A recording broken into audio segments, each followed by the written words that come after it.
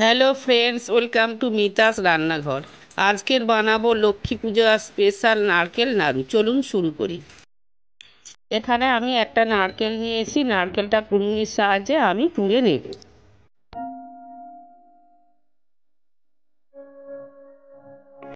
এই আমাদের নারকেল কোড়ানো হয়ে গিয়েছে। এর মধ্যে আমি 250 গ্রাম আখের গুড় দিয়ে দেবো, দিয়ে ভালো করে নারকেলটার সাথে মিশিয়ে নেব।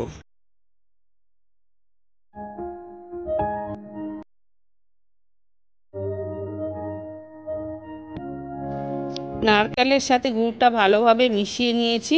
এরপর আমি একটি কড়াই নেব, কড়াইয়ের মধ্যে আমি মেশানো নারকেলটা ঢেলে দেব ও একটু জল দিয়ে ধুয়ে আমি নারকেলের মধ্যে দিয়ে দেব। দিয়ে গ্যাসটা জ্বালিয়ে হালকা আঁচে আমি নাড়তে থাকব। তারপর আমি একটু গোটা এলাচ গুঁড়ো করে এর মধ্যে দিয়ে দেব, দিয়ে অনবরত নাড়তে থাকবো, নাহলে তলাতে ধরে যাওয়ার চান্স আছে। এই আমাদের পাক হয়ে গিয়েছে।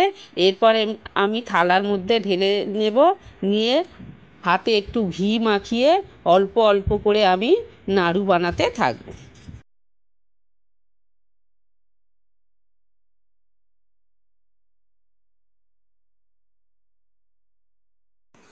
বাকিগুলো এভাবেই বানিয়ে নেব। খুব ঠান্ডা হয়ে গেলে আবার ঝরঝরে হয়ে যাবে, হবে না। একটু গরম থাকতে থাকতে নাড়ুটা বানাতে হবে।